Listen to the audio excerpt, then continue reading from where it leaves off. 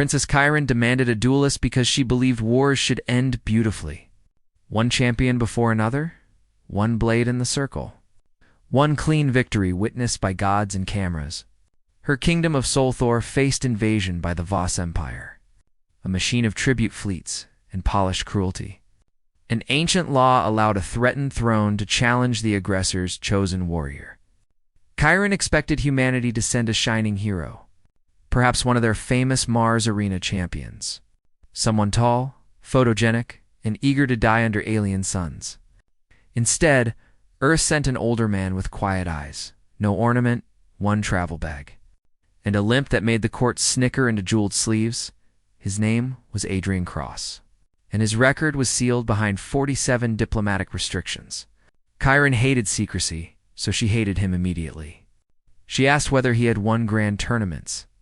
Adrian said no. She asked whether he had noble blood. Adrian said Earth had tried that once and found it inefficient. She asked why humanity considered him worthy to stand before the Voss champion. Adrian looked at the Imperial fleet burning like a second night above the palace dome and answered, "Because the last empire that cornered me does not exist anymore." The laughter stopped, as if a blade had passed through the room. The Voss champion arrived at noon. Lord Kyver, Breaker of Moons. Undefeated in 90 formal duels, executioner of 12 rebel monarchs. He bowed to Chiron with insultingly perfect grace, then looked at Adrian's limp and smiled. The duel circle was carved into the palace floor. Bordered by ancient law fields that allowed no firearms, no outside aid, no retreat, Chiron stood at the royal mark, furious that her kingdom's survival had been placed in the hands of a man who seemed more interested in the floor pattern than the enemy. Adrian asked one question before entering the circle. Does the law define weapon?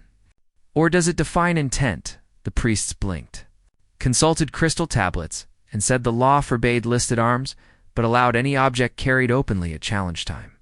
Adrian nodded, emptied his travel bag, and revealed a length of cable. A folding miner's hook, 3 chalk sticks, and a battered metal cup.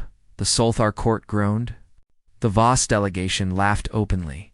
Chiron felt her face burn, because humanity had not sent a champion. It had sent a maintenance worker with theatrical timing. Then Adrian stepped into the circle, and the Empire began making mistakes. Kyver attacked first, his blade becoming a silver arc too fast for Chiron's eyes. Adrian should have died in that opening second. Instead, he was no longer where elegance expected him to be. He moved awkwardly, almost badly. But every bad movement placed him outside the best strike and inside the worst assumption. The cable snapped around Kyver's wrist, not to hold him, only to pull him half an inch off rhythm. The chalk marked the floor where Kyver preferred to reset his stance. The miner's hook caught a gap beneath the champion's shoulder guard, not to pierce, but to remind armor it had hinges.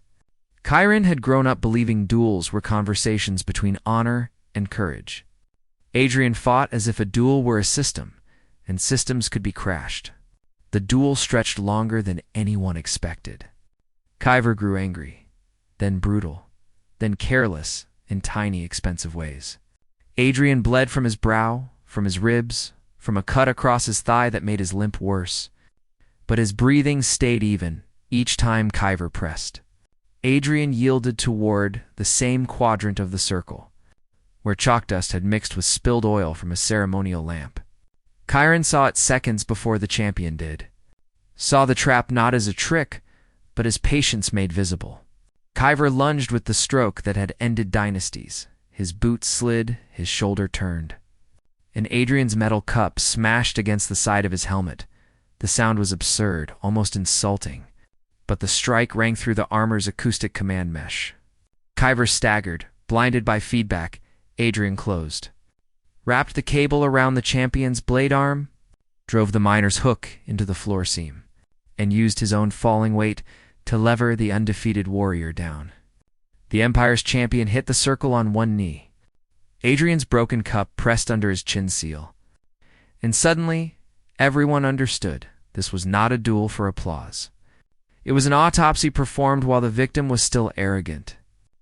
Kyver surrendered through clenched teeth, but Adrian did not stand. The Voss admiral immediately declared fraud, Claiming Earth had violated the spirit of noble combat, Chiron expected Adrian to argue. Instead, he lifted one bloody hand and pointed toward the balcony, where hidden Imperial drones hovered behind holy banners. Illegal observers transmitting micro-advice into Caver's helmet. The priests screamed, the law fields flared, and the Voss delegation froze. Adrian had not merely defeated the champion. He had baited the Empire into cheating on a sacred world broadcast. Every conquered system watching the duel saw the truth: the Voss were not destiny. They were frightened men hiding machinery behind tradition. That was how one human broke an empire twice, first with a cup, then with evidence. Revolts began before sunset. Tribute moons cut their chains. Occupied shipyards refused imperial codes. Voss captains turned guns on admirals who had shamed them before the galaxy.